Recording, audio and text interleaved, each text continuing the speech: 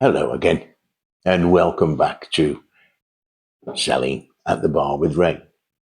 Now, here we have my bar. It's a little early today, actually, so today I'm not partaking of either the Jim Beam, or the Smirnoff. What I'd like to do this morning, though, is go back over the years and the sort of experiences that I have had in my career. I want to go right the way back to the start, actually, back to 1983. Now, 1983, I was working. I was working on a building site of all things. Now, a construction site where I was working as a ground worker. I was the one that was digging the trenches for the footings, for the foundations to go in for houses, big and small, for factories, big and small. And it wasn't a bad job at all, actually. The one thing I didn't like about it, though, was it really didn't pay very much. And it was great in the summer when the sun was shining and we were in there, stripped to your waist in the trenches there, getting really fit. My word, I looked a lot better then than I do now. I had a stomach like that, wonderful six pack. Now I have a bit of a keg these days, but never mind. But what the problem was when it got down to sort of February. Now, February in northern England in the winter, oh dear no. When you've got two jackets on, two pairs of trousers, many, many pairs of socks, and you're still freezing cold. And then you start to look at the really paltry money that you're making. But one day, there's this guy there, a big, raw boned guy, a good friend of mine. Johnny Jackson, his name was. Big hook nose. Used to work in the mines. Was a fantastic goalkeeper in junior football. Taught me everything I knew. Well, he just shouted on because I was whinging and moaning. And he said, "Look, Janky, you've got a big gob. You've got a big mouth. Why don't you go and be a salesman or something?" Well, I tell you what, I was a little put out at first. I was a little put out. And then I thought to myself, I didn't say another word, but I thought to myself, hang on a minute. He might have something here. Maybe I have got a big gob. Maybe I have got a bit of much to say, if you like. So I thought, this is freezing cold here. I mean, two jackets, two pairs of trousers, multiple pairs of socks, and I am still freezing cold. And what do I pick up at the end of the week? It was next to nothing. Or would I prefer to be a little like this? Suited, booted, and earning plenty of money. So I took to heart what Jacko, my friend, had said, and I went in the next couple of days and I applied for some of these jobs. And lo and behold, I got one. I got one. Working for a loft insulation company. Now, a loft insulation company, what they did was that the local authority, they offered grants for people to have their lofts insulated. So what did I do? I just went round knocking on people's doors and saying, I can even remember exactly what the script was from 40 years ago. And it was, "Excuse me, Mrs. Jones, but have you claimed your grant yet for your loft insulation?" Now, working class people are always saying, "Grant? Grant? Something for nothing?" I was the same because that's what I am. I'm a working class guy. And all I would say is, well, if you've got 5 minutes, I can explain to you what it's all about. Well, I got invited into these people's houses. I sat down. I explained to them what it was. They said, "Would you like to have this done in your property?" "Oh, my word, yes. All you need to do is give me your details and a £20 deposit, and we'll have it sorted out for you. When would you like it done?" Signed on the dotted line. Half an hour, most of the time, was all it took. And that £20 was my commission. That, I thought, is an easy life.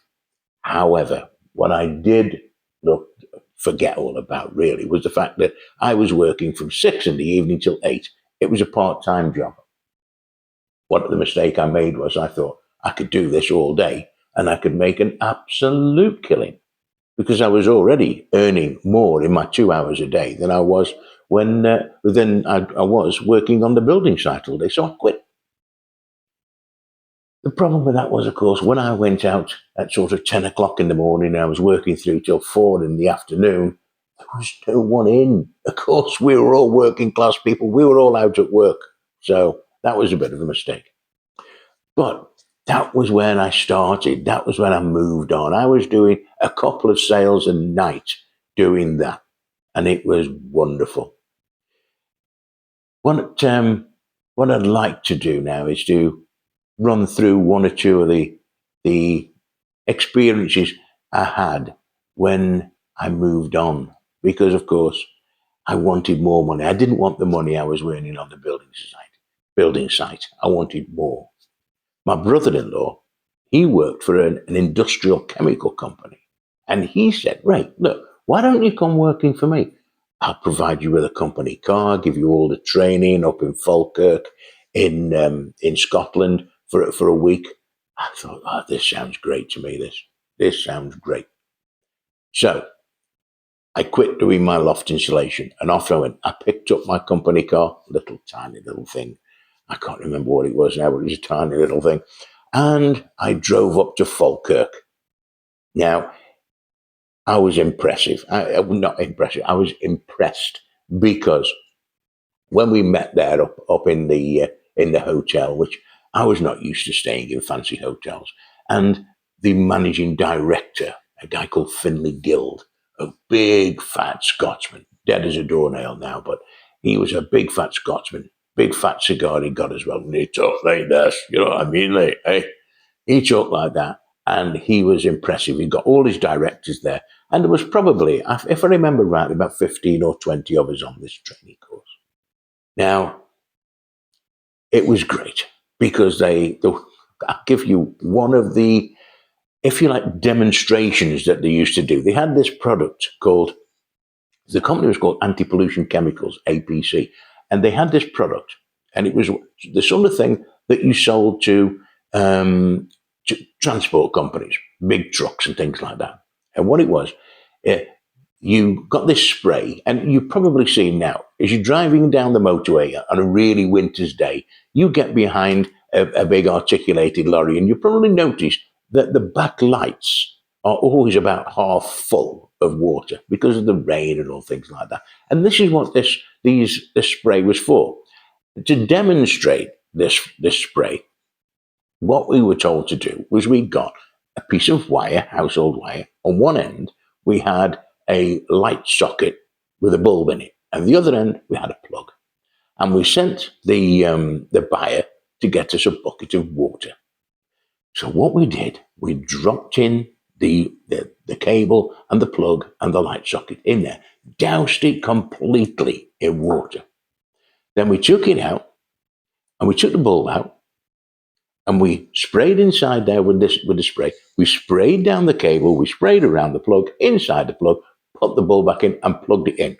Boom! And there it was. The light would come on. If that wasn't impressive enough, then we'd get our hand like this and go, impressed? Boom!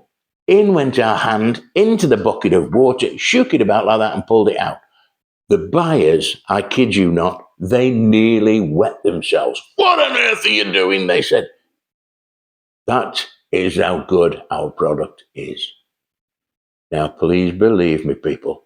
Looking back on that demonstration now, I must have been absolutely nuts to have done that. Absolutely nuts. The heat of that bulb in the cold water, if I was 1 second too long in that water, and the bulb would go pop, and so would I. And as dead as a dodo. However, that was one of those things. But the problem was with that particular company. You see, this is where you always have to be careful. They got us doing that demonstration, but the company was as bent as a bottle of crisps, as we say. Why? Because when you went into the when you went into the presentation, you put your sample box down. You know, you got this nice fancy briefcase type thing, and out you would pull bottles of vodka, bottles of whiskey, bottles of Jack Daniels, put them on the desk there, and proceed with your demonstration. And then they're not daft, they're buyers. They say, Ray, what's this for?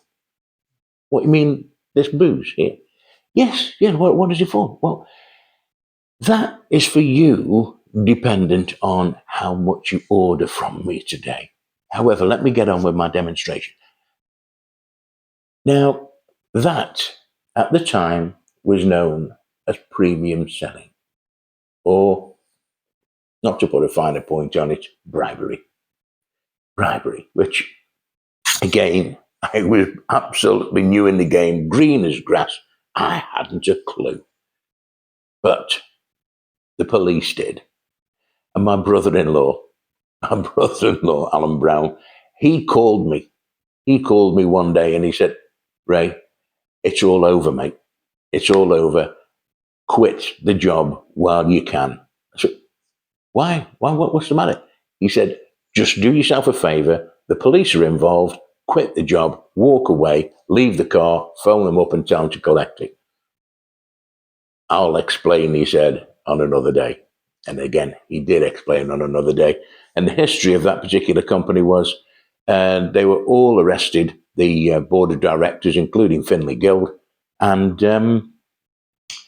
2 weeks before the court date, Finlay Guild had a huge heart attack and he unfortunately passed away.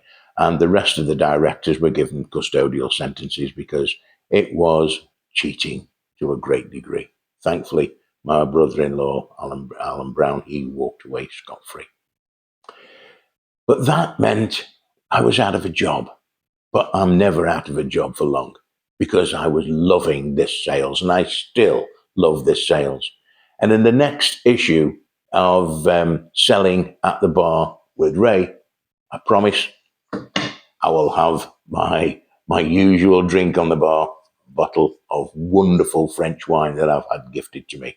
So, in the meantime, thank you very much for listening. I'll bring you up to date on what happened next in Selling at the Bar with Ray through my career when I moved into financial services for the very first time. In the meantime, thank you very much indeed for listening, and I'll see you. Bye for now.